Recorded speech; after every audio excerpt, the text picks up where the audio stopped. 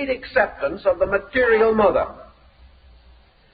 The material mother is always a kind of foster parent, because the soul does not actually believe that it has its complete origin in the parent. A very large number of children claim throughout life, and upon psychological conditioning later, reaffirm that they were locked from infancy, that they were never able to get through to parent, although they might have desperately wished to do so. One of the intervals, of course, is age interval. It is impossible for the parent to share any longer the vital problem of the small child. It must look down upon this problem, look back upon it, or reinterpret it in terms of more mature living of its own. This forms no bridge between the parent and the child, and is perhaps one of the reasons why it has been proven that early marriages and early children have a little better chance, because the parent has not yet become so completely removed from its own childhood. In any event, we have either the symbol of the stepmother, or we have the symbol of the child who is unable to get through to the world around it, to its environment, to any other thing but itself. And in psychological interpretation or imagery, the step-parent becomes symbolic of the unreceptive person that is close to the child, the one who does not understand, the one who does not help or cooperate or appreciate, the one who criticizes unjustly, punishes unfairly, and is not available in emergency or need. Such a person breaks with the mother image. The nagging parent breaks with the mother image, can no longer be regarded or accepted as the mother image, is separated definitely from it by the internal working of consciousness, and becomes a kind of step-parent, becomes a false mother or an unreal mother. And the child, where this lack of closeness develops, prefers to build a mother image within itself by magic. And this mother image then becomes symbolical of the true parent and becomes the measure of the other parent, usually an unfavorable scale of measurement. Where, of course, the parent has been appropriate, has met the need, has been reasonable, and has created confidence between itself and the child, the stepmother image does not arise. The stepmother image does not mean a literal step-parent. It means a parent whose primary concern is not for the child. It means the parent who has the other children, and these other children are other interests, whatever they may be. It means that the parent has a career which keeps it from the child, that the parent has other obligations which keep it from the child. Very seldom, however, does the child react badly if these obligations are necessary, any more than the child reacts badly to merited punishment.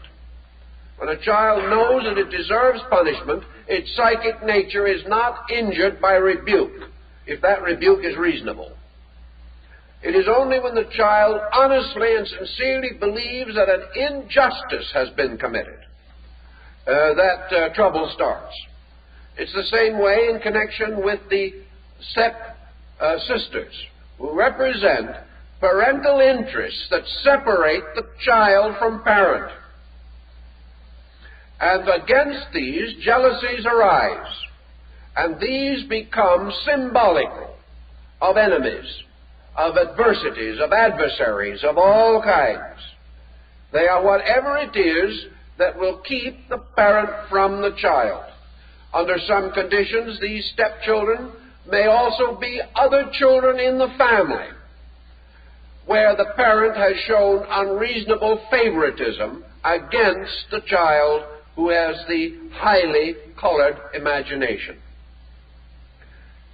Seeking for redress, comparing the world with the image.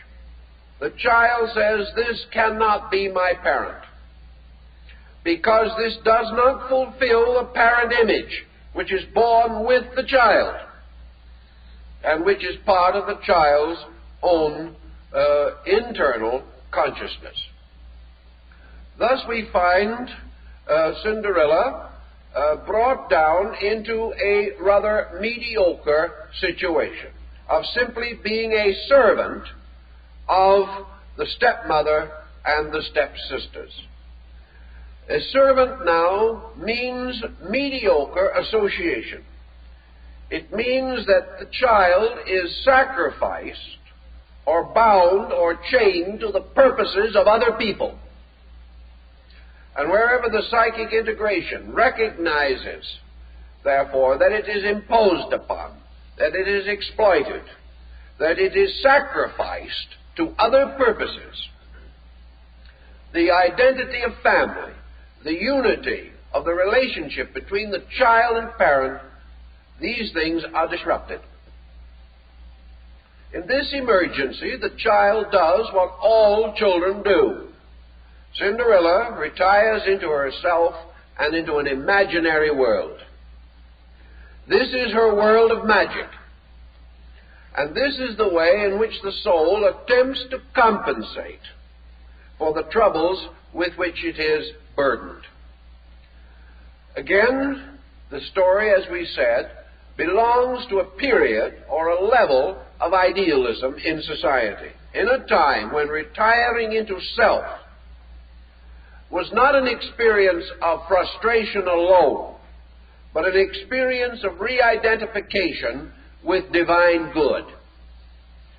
Primitive man, even, after he escaped from the first pressures of fear, began to sense in internalization a valuable procedure, a procedure which gave him internal contact with that which is superior to material things, the mystical union, the identification of the person with the source of its own spiritual strength and life.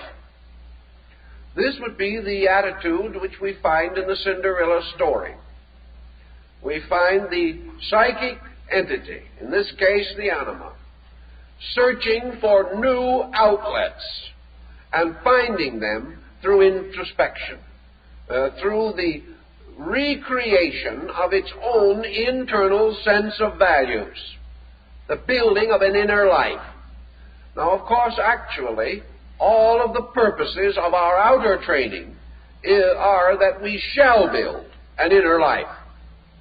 The reason why the pressures around us become incessant and continually more aggressive is because they are challenging internal resource. The average person not accepting this challenge throws it back upon society and becomes profoundly disturbed.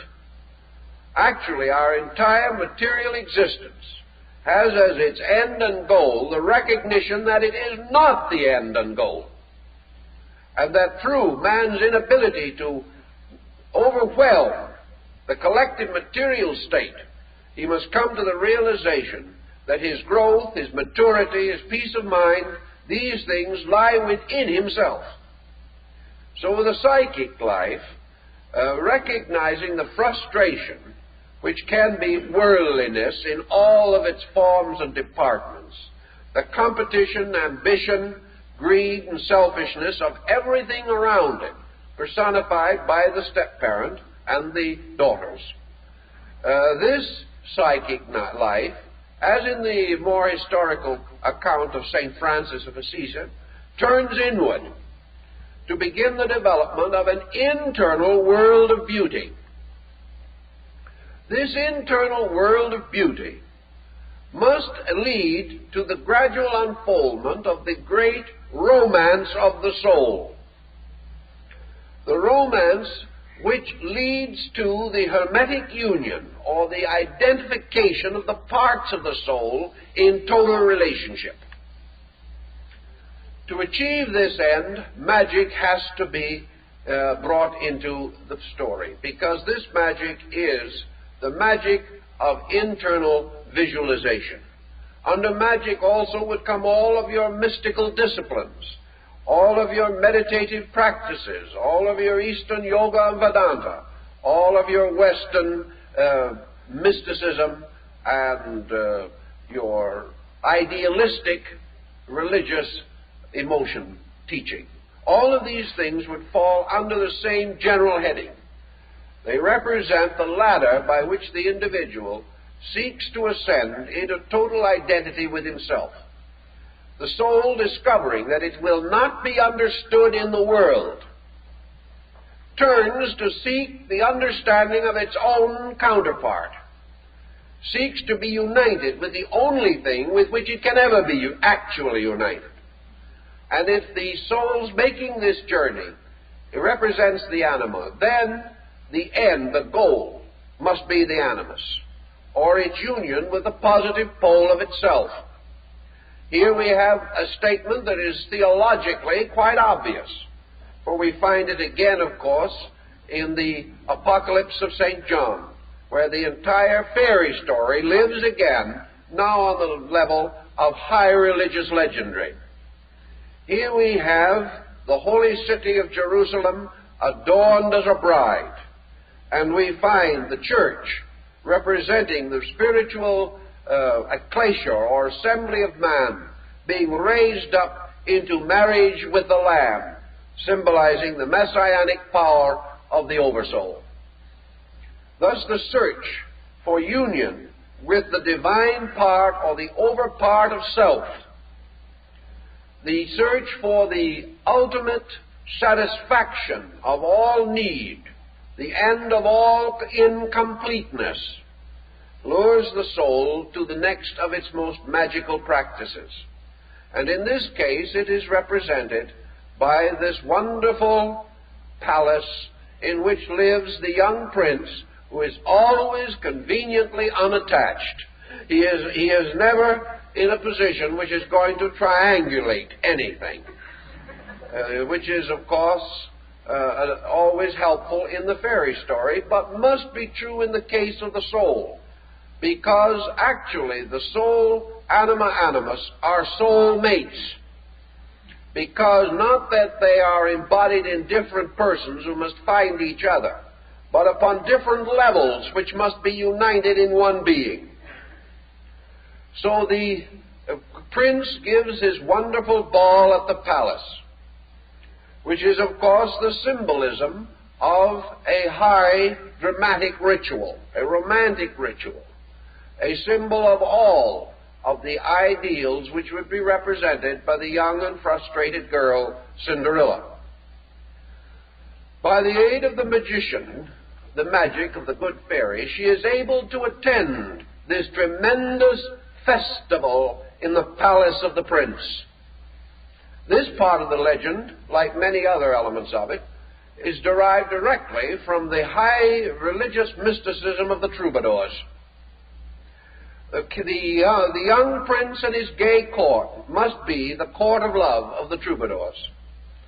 It is here that all worldly things are transformed and transmuted into the rich pageantry of the world's highest romance. Here is a world of romantic wonder. Here is a world of unspeakable glory and richness. Yet it is not a material situation at all, any more than was the troubadour's court of love, or the languishing love songs of the Muslim dervishes and druzes and various religious sects. These things represent an allegory. In all cases, the beloved representing that part of the soul which must yet be attained. Now, the imagination of the individual